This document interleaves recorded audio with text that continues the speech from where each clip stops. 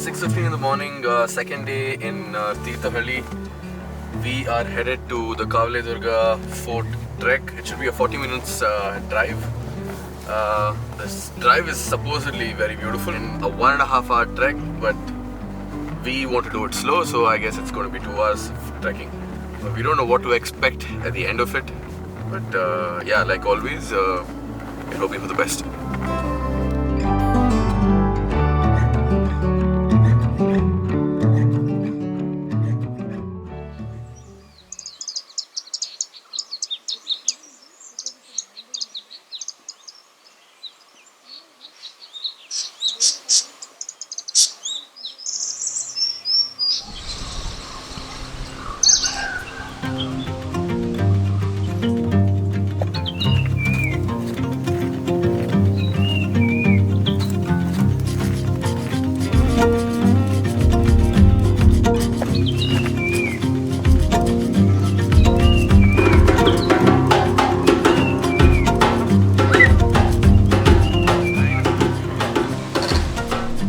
Isn't that a bird?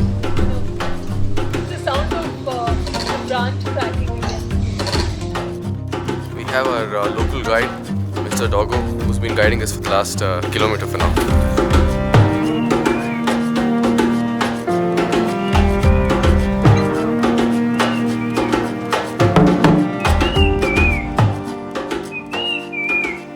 It sounds like a cuckoo. Sure, what a cuckoo exactly sounds like, but it sounds like, yeah. Oi! Which bird is that? Huh? Bad guide.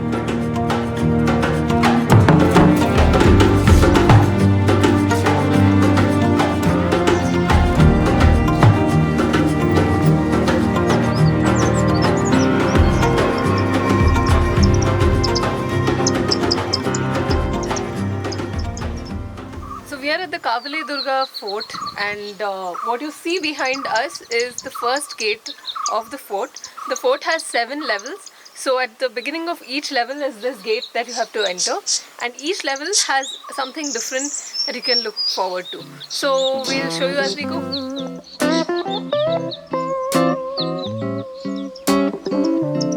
Happens every summer. Things are moving Hey, slow. this was built by some Mughal Empire or what? I see. Yeah, Tipu and Hyder stayed here in the 1700s. So there have been many kings over the years. So you will see some influences which are, by Tipu. I like the way this light is seeping in. Yeah. With nothing to do. Summer, loving. Alright guys, second checkpoint, gate number 2. This one's empty also. Same as the previous one. Look at that. That's the stormwater drain from 9th century. Was this built in 9th century? Yeah, the fort was built in the 9th century. You know who built it? I don't know who built it, but after that, like, quite a few kings have lived here. And if you see, this is actually the path of a river. Which on one? These rocks. Do you see the trace of the water? Yeah, so I do. During the rainy season, the water flows down these rocks and down the stormwater drain. For the modern. Urban planning, Bangalore, take note. Saw her under moonlight. A flower in her hair. And didn't think she'd notice, but There's a legend which says that a lot of sages used to come here. Say like Valmiki and Agastya. All these sages have come here at some point or another. There's also a legend which says the Mahabharata's Pandavas basically stayed here at some point in time. And there's also a pond which is supposedly made out of Bhima's face. That's the lore, but it is for us to make sense of it. 'cause when I see you, I really think I need you. Every single.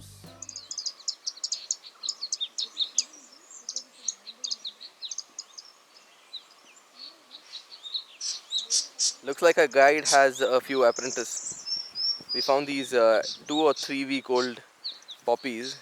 There's one guy here and the other one is following his mom. Okay, we are standing right in front of the Kashi Vishwanatha temple.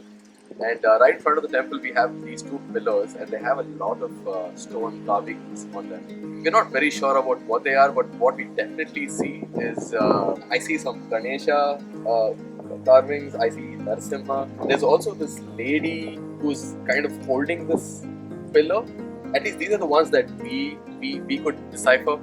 Our guides clearly aren't being of any help. They're just entertaining themselves, and they just want to get paid for free.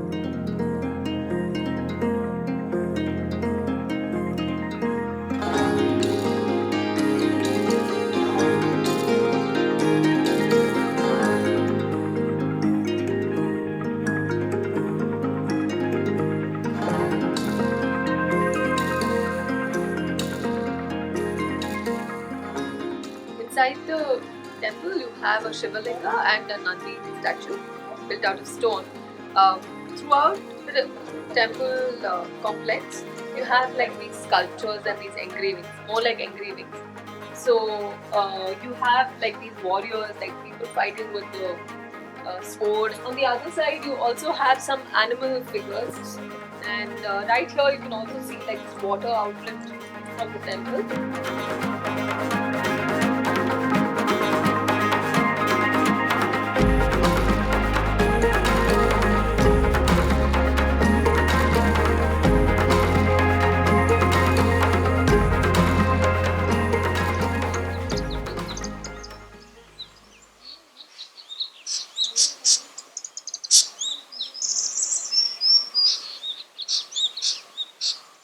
So we ended up coming to this place after the temple.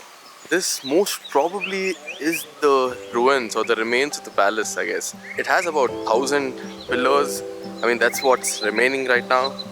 But yeah, it's damn fascinating, dude. It's worth the hike.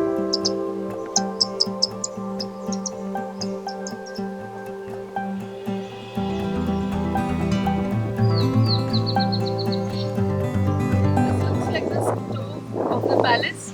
There's 3 burners, and this is the space where they might have kept the firewood. Across from us, we also found the grinding stone. These roofs in these pillars might have been places where they would have placed fire or some sort of a light source. We're not too sure, but that's what we are making out of this. What you see right behind me is most probably the bath complex of the king, and before that we see the ruins of what maybe used to be the palace. We saw a lot of rooms, we saw a lot of what we thought was the kitchen. Before that maybe there was tables, or I don't know, we can only guess right now. But one thing that I'm sure of is that surely would have been the bath complex. Other than that, there's nothing much standing. I don't see any roof. There's no roof structure anymore. And at the end of the palace, we found this staircase that took us up here. And I don't know what this place is, but then we get a nice view of the palace from top.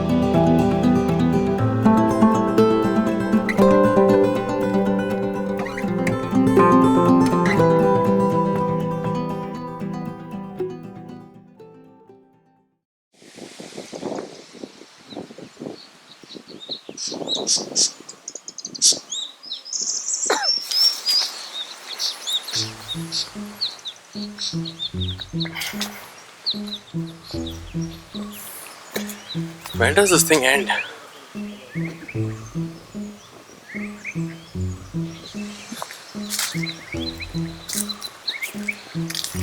Checkpoint. Checkpoint gate number 6 or 7? I think it's 6. Not sure, we haven't had breakfast and I'm pretty much drained.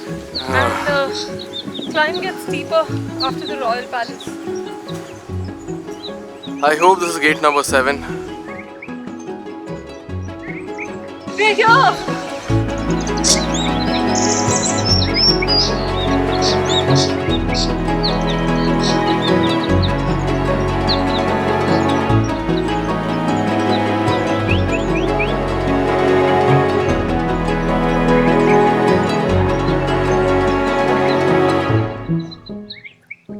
So we've finally reached the summit of our Kavaledurga hike. It's been definitely worth it because the views that you get of the Malnad region is it's breathtaking. So it's a must do for everyone who come anywhere close to Thirthahalli.